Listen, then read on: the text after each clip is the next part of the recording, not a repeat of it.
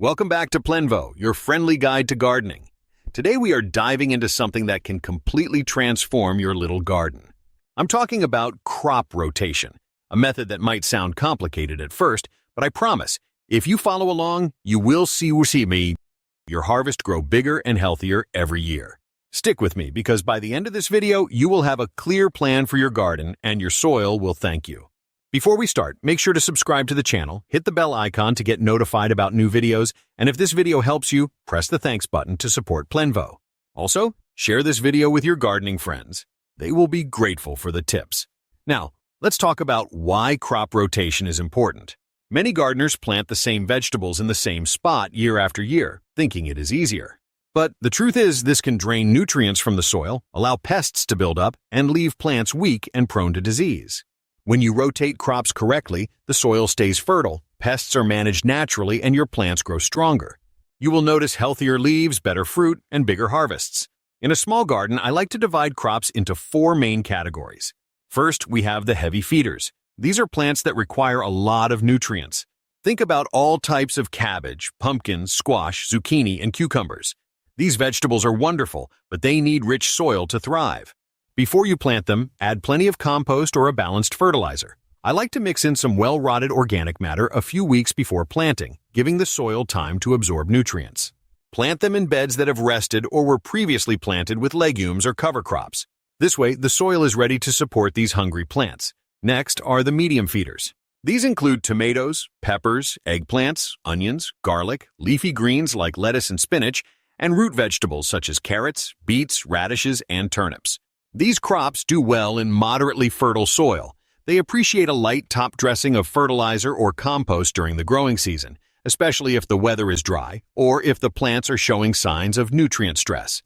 A simple rule is to watch the color of the leaves. If they start to yellow, it is time to give them a boost.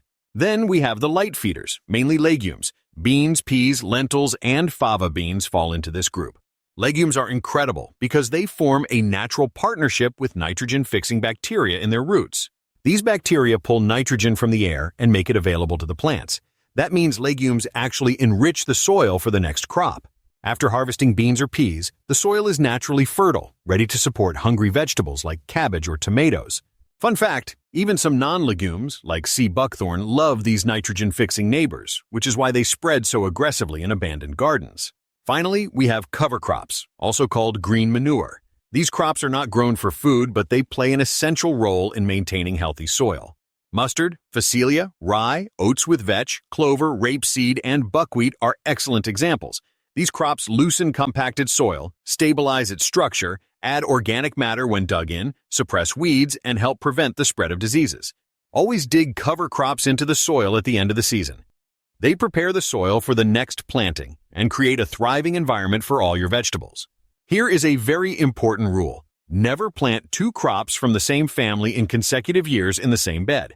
For example, cucurbits like zucchini, pumpkin, cucumber, and pattypan squash should not follow each other. Solanaceae, including tomatoes, peppers, eggplants, and potatoes, should also be rotated carefully.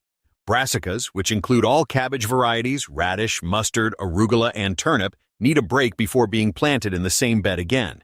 Umbellifers like carrots, dill, celery, and parsley require rotation. Alliums such as onion and garlic should not follow each other directly. And leafy greens in the amaranth family like beets, chard, and spinach should also rotate to avoid soil depletion. Now let's get practical. Divide your garden into 3, 4, or 5 beds. I highly recommend keeping a notebook. Write down what you plant in each bed every year. This may seem tedious, but it is the key to maintaining a healthy rotation and preventing mistakes.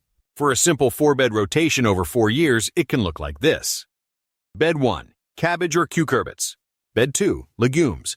Bed 3, tomatoes, peppers, eggplants. Bed 4, onions, garlic, or root crops such as carrots and beets. After harvesting cabbage, you can plant peppers or beets. After root crops, onions or garlic are perfect. Even if the rotation isn't flawless, proper fertilization will help maintain soil health.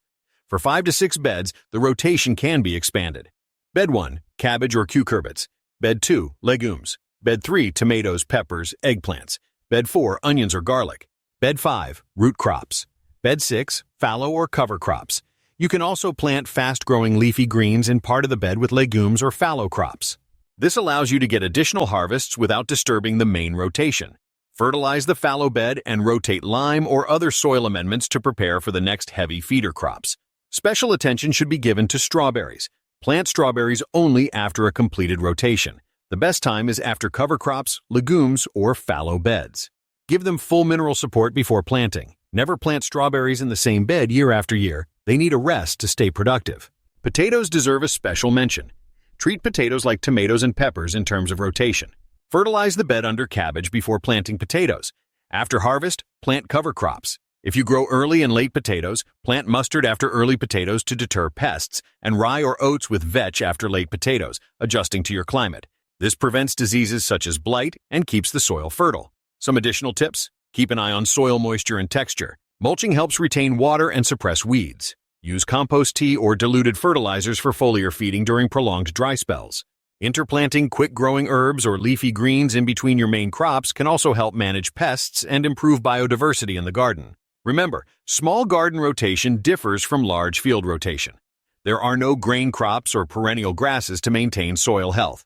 Focus on 4 principles: vary nutrient needs, rotate plant families, alternate above ground and root crops, and give the soil occasional rest. If you follow these guidelines, your soil will stay fertile, plants will remain healthy, and your harvest will be abundant. Take notes, adjust for your microclimate, and always use cover crops wisely. If you find this video useful, don't forget to subscribe, hit the bell, press the thanks button, and share this video with your gardening friends. Your support allows us to create more practical, actionable tips for your garden. Now, before we wrap up, let me give you a few extra tips that can really make a difference in your small garden. First, pay attention to plant companions within your rotation. Some plants not only rotate well, but also help each other grow. For example, planting basil near tomatoes or onions near carrots can improve growth and even help with natural pest control.